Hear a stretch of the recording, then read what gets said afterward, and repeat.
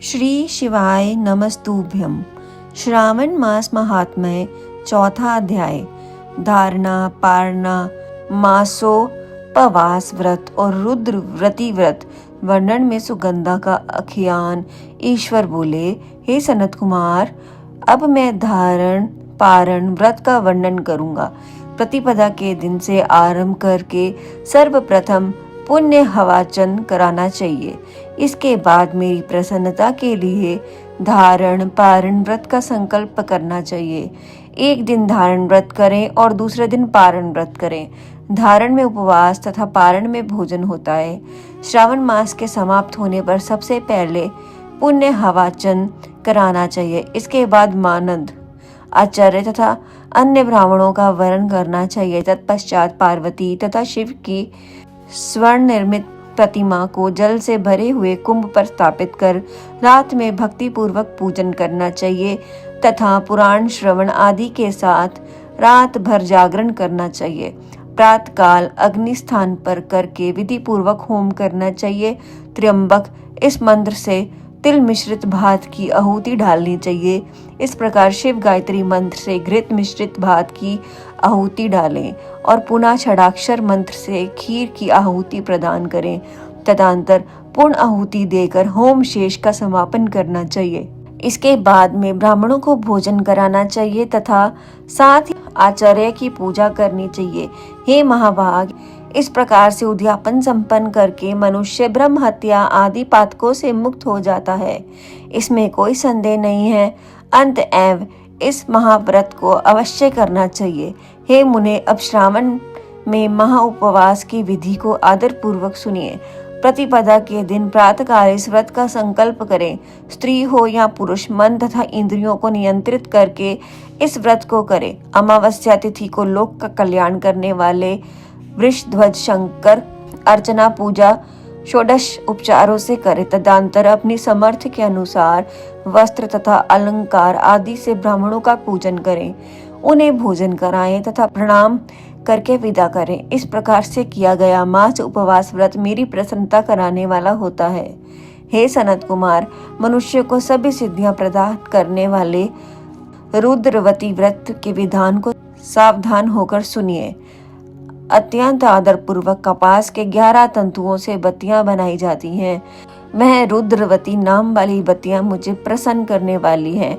मैं श्रावण मास में भक्ति पूर्वक डिवान के देव गौरीपति महादेव का इन लक्ष्य संख्या वाली बत्तियों से निराजन करूंगा। इस प्रकार श्रावण मास प्रथम दिन विधि पूर्वक संकल्प करके महीने भर प्रतिदिन शिवजी का पूजन कर 1000 बत्तियों से निराजन करें और अंतिम दिन 71,000 बत्तियों से निराजन करें, अथवा प्रतिदिन 3000 बत्तियां आदर पूर्वक अर्पण करें और अंतिम दिन में 13,000 बातियां समर्पित करें, अथवा एक ही दिन सभी 1,00,000 बातियों को मेरे समक्ष जलाएं। प्रचुर मात्रा में घृत में भिगोई हुई जो सिंगिंद बत्तियां होती हैं मुझे प्रिय हैं। तत्पश्चात मुझे विश्वेश्वर का पूजन करके कथा श्रवण करें। सनत कुमार बोले, हे देव, हे जगन्नाथ, हे महादेव, कृपा करके आप मुझे इस व्रत का प्रारंभ बताएं। हे प्रभु, इस व्रत को सर्वप्रथम किसने किया तथा इसके उद्यापन में क्या विधि होती है? ईश्वर बोले, हे ब्रह्मपुत्र, व्रतों में उत्तम इस रुद्रवती व्रत के विषय में सावधान होकर सुनिए। यह व्रत महापुण्यप्रद, सभी उपद्रवों का नाश करने वाला, प्रीति तथा सौभाग्य देने वाला, पुत्र पौत्र समृद्धि प्रदान करने वाला तथा व्रत करने वाले के प्रति शंकर जी की प्रीति उत्पन्न करने वाला तथा परम पद शिवलोक को देने वाला है। तीनों लोकों में इस रुद्रवती व्रत के समान कोई उत्तम व्रत नहीं है। इस संबंध में लोग यह प्राचीन दृष्टांत देते हैं। क्षिप्रा नदी के रम्य तट पर उज्जैनी नामक सुंदर नगरी थी। उस नगरी में सुगंधा नामक एक परम सुंदरी वीरांगना थी। उसने अपने साथ विवाह करने के लिए अत्यंत दुस्सह शुक्ल निश्चित किया था। 100 स्वर्ण मुद्रा देकर विवाह करने की शर्त रखी थी। उस सुगंधा ने युवकों को तथा ब्राह्मणों को भ्रष्ट कर दिया था। उसने राजाओं तथा राजकुमार को नग्न करके उनके आभूषण आदि लेकर उनका बहुत तिरस्कार किया था। इस प्रकार उस सुगंधा ने बहुत से लोगों को लूटा था। उसके शरीर की सुगंध से कोस भर का स्थान भी सुगंधित रहता था। मैं पृथ्वी तल पर रूप रवलने और कांति की मानो निवास स्थली थी। मैं 6 रागों और 36 रागनियों के गायन में तथा उनके अन्य बहुत से भेदों की भी गान क्रिया में अत्यंत कुशल थी। मैं नृत्य में राभा आदि अप्सराओं को भी तिरस्कृत कर देती थी और अपने एक एक पग पर अपनी गति से हाथियों तथा हंसों का उपहास करती थी। किसी दिन मैं सुगंधा बोह चलाना के द्वारा काम बाणों को छोड़ती हुई पीड़ा करने के विचार से क्षिप्रा नदी के तट पर गई। उसने ऋषियों के द्वारा सोवित मनोरम नदी को देखा। वहां कई विप्र ध्यान में लगे हुए थे तथा कई जप में लीन थे, कई शिवार्चन में रत थे तथा कई विष्णु पूजन में तल्लीन थे। हे महामुने, उसने उन ऋषियों के बीच विराजमान मुनि वशिष्ठ को देखा। उनके दर्शन के प्रभाव से उसकी बुद्धि धर्म में प्रवृत्त हो गई। जीवन तथा विशेष रूप से विषयों से उसकी विरक्ति हो गई। मैं अपना सिर झुकाकर बार बार मुनि को प्रणाम करके अपने पांवों की निवृत्ति के लिए मुनि श्रेष्ठ वशिष्ठ जी से कहने लगी। सुगंधा बोली, हे अनाथनाथ, हे विप्रवर, हे सर्व विद्या विशारद, हे योगेश, मैंने बहुत से पाप किए हैं। अंत हे प्रभु, उन समस्त पापों के नाश के लिए मुझे कोई उपाय बताइए। ईश्वर बोले, हे सनत कुमार, सुगंधा के इस प्रकार कहने पर वह दीन वत्सल्य मुनि वशिष्ठ अपनी ज्ञान दृष्टि से उसके कर्मों को जानकर आदर पूर्वक कहने लगे। वशिष्ठ बोले, तुम सावधान होकर सुनो, जिस पुण्य से तुम्हारे पाप का पूर्ण रूप से नाश हो जाएगा मैं तुम्हें अब बता रहा हूँ। हे भद्रे, तीनों लोकों में विख्यात वाराणसी में जाओ।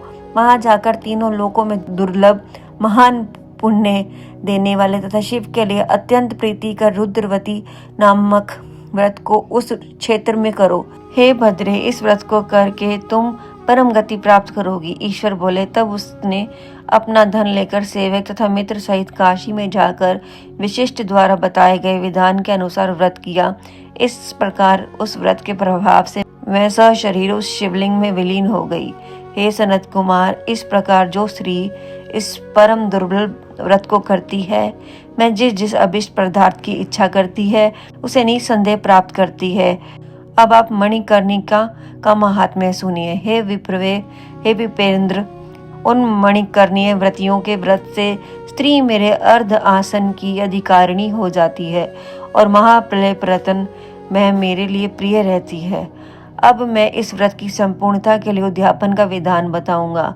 चांदी की बनी हुई नंदीश्वर की मूर्ति पर आसीन स्वर्णमय भगवान शिव की पार्वती सहित प्रतिमा को कलश पर स्थापित करना चाहिए और विधि के साथ पूजन करके रात्रि में जागरण करना चाहिए। इसके बाद प्रातःकाल नदी में निर्मल जल में विधि पूर्वक स्नान करके 11 ब्राह्मणों सहित आचार्य का वर्णन करना चाहिए। तत्पश्चात रुद्र सूक्त से अथवा गायत्री से अथवा मूल मंत्र से घृत, खीर तथा बिल्व पत्रों का होम करना चाहिए। इसके बाद पूर्णाहुति होम करके आचार्य आदि विधिवत पूजा करनी चाहिए तथा संबंधित 11 उत्तम विप्रों को भोजन कराना चाहिए। हे सनत कुमार, जो स्त्री इस प्रकार से व्रत करती है वह समस्त पापों से मुक्त हो जाती है। तत्पश्चात विधान पूर्वक कथा सुनकर स्थापित की गई समस्त सामग्री को ब्राह्मण को दे देनी चाहिए। इससे निश्चित ही 1000 अश्वमेघ यज्ञों का फल प्राप्त होता है। इसी प्रकार श्री स्कंद पुराण के अंतर्गत ईश्वर सनत कुमार संवाद में श्रावण मास महात्म्य में 4था अध्याय पूर्ण हुआ। ओम नमः शिवाय।